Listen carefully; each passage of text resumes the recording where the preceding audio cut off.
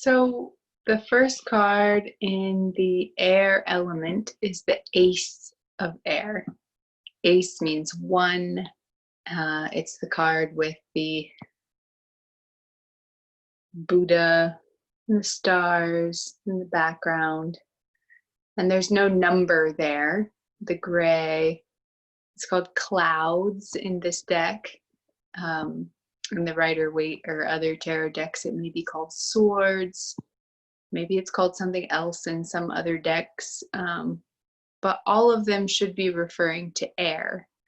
So the ace is the essential quality of that element, the most elevated, the purest quality of that element is the ace, expressing that. So you'll notice later as we get into the other air element cards that there's a lot of really challenging, what I would call distortions of mind.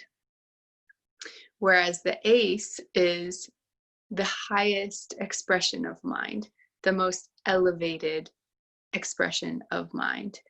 And so in Zen, in yoga, in Taoism, in many of these traditions, the highest expression of mind is pure, non-preferential witnessing consciousness. So that word consciousness, you may have heard it thrown around a lot.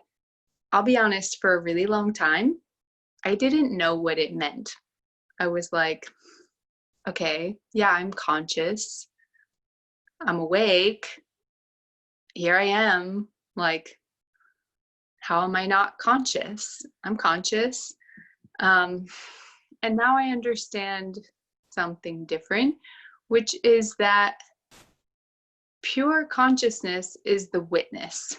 It's that part of our brain, our neurological shape of just witnessing with no identifying externally as any of the objects that we're witnessing, or not even identifying with our own thoughts. We're able to also witness our thoughts. And then I thought, when I started to understand that a bit more, it was like, okay, but well, that sounds boring. What will I be when I'm pure consciousness? Just no preference, just a witness. So that's not the goal. First of all, you'll never get there.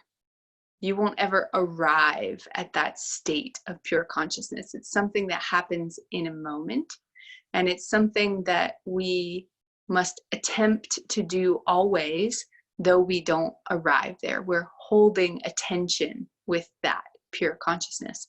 So the reason why that's important, I always like to talk about gravity.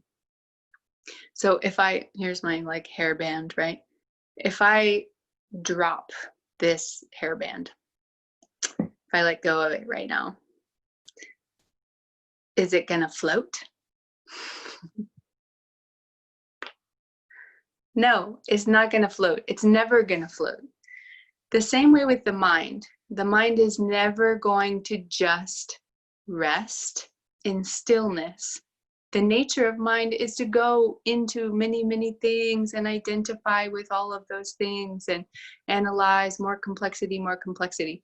So we don't have to attempt to do that, just like we don't have to attempt to be weighed down by gravity. Gravity is taking us and our bones and our fascia and tissue down.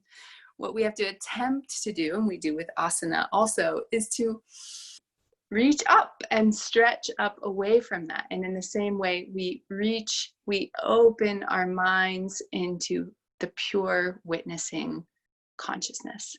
So when this card comes into a reading, that's what it represents.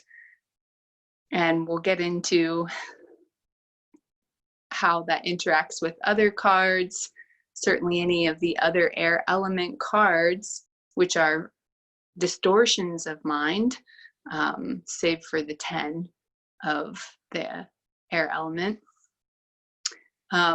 Those represent a strong juxtaposition or challenge to pure consciousness, to holding that space for pure consciousness.